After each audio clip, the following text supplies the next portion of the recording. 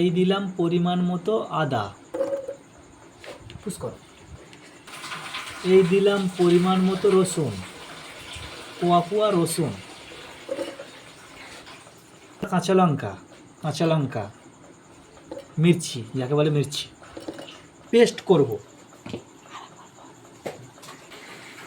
বন্ধুরা এই লঙ্কাগুলো কী লঙ্কা বলে কমেন্ট করে জানাবেন। এবার এটাকে পেস্ট করব। এটা দিলাম, দেওয়ার পরে অন করলাম, অন করে দেখো বন্ধুরা এই ঢাকা খুলছি। পেস্ট আমাদের হয়ে গিয়েছে অলরেডি। তেল ঢেলে নিচ্ছি কড়াতে আলু ভাজার জন্য পরিমাণ মতো। তেলটা গরম হয়ে গেছে, এর মধ্যে এবার আলুগুলো আস্তে আস্তে ছেড়ে দেব। আলুগুলো আস্তে আস্তে ছেড়ে দেব। আলুগুলো আস্তে আস্তে নেড়ে নেব। আলুটা লাল লাল করে ভাজা হয়ে গিয়েছে। লাল লাল করে ভাজলে জিনিসটা তরকারির পরে স্বাদটা সুগন্ধ পাওয়া যায়। পরিমাণ মতো তেল দিয়ে দিলাম এর মধ্যে, ঠিক আছে। এর মধ্যে এবার পেঁয়াজগুলো তেলের মধ্যে ভেজে নেব।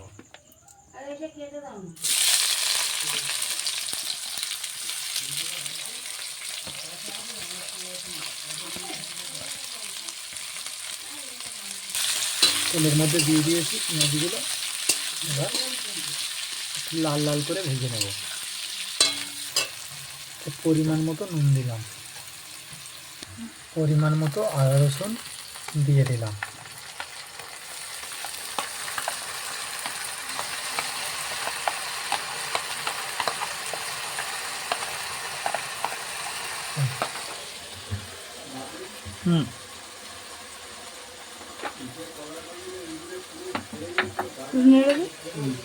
হ্যাঁ,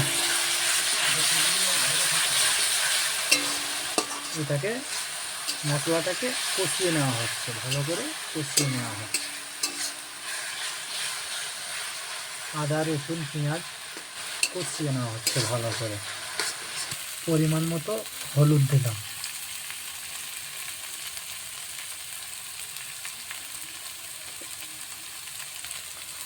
পরিমাণ মতো লঙ্কা দিলাম, লঙ্কা গুঁড়ো।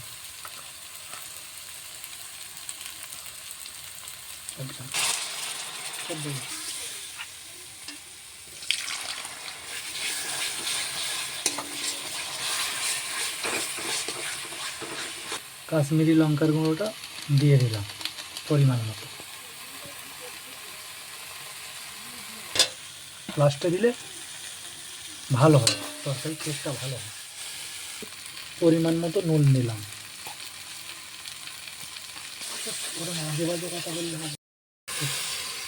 মাংসটা ঢেলে দিলাম।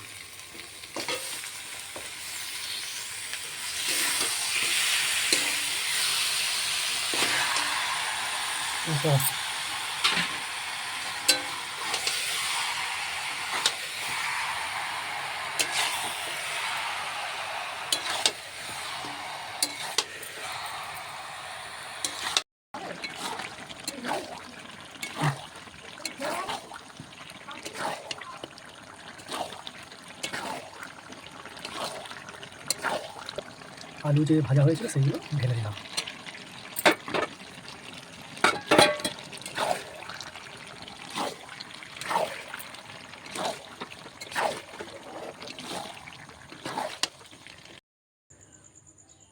গরম মশলা দিয়ে তরকারিটা নামিয়ে দিলাম। আমাদের তরকারি কমপ্লিট।